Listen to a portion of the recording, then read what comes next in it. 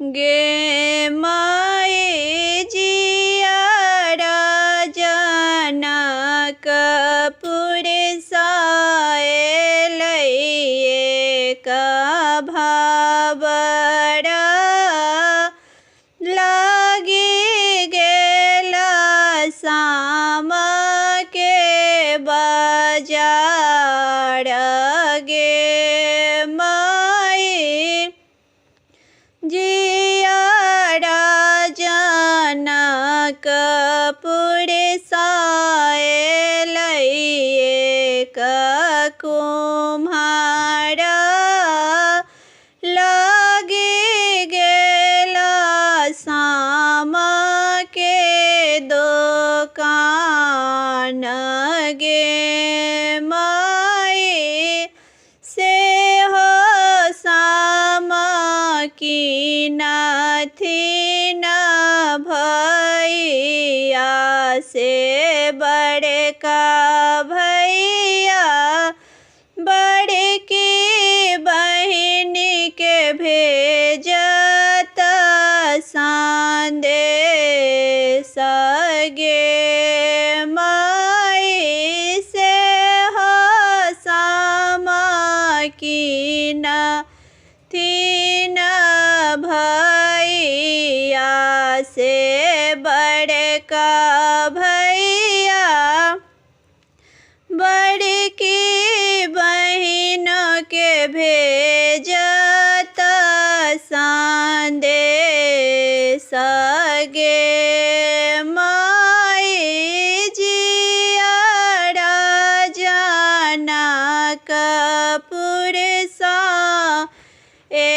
लइए कडोम्बा छानी देलक डाल के बाजार गे माई जियारा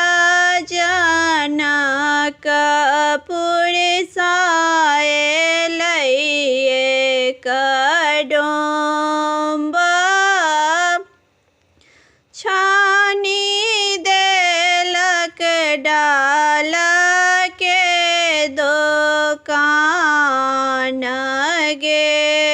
माई से हो डाल की नाथी न भैया से छोटका भैया छोटकी बहिन के भेजत संदेश गे माई से हो डाला की नाथी न भैया से छोटका भैया छोटकी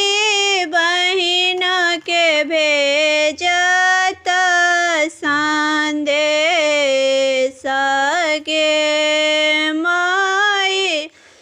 खेलिए खुलिए बहिन आशीष मांगल जीबू भैया लाख बड़ी सगे माई खेलिए खुलिए बहिन आशीष मांगल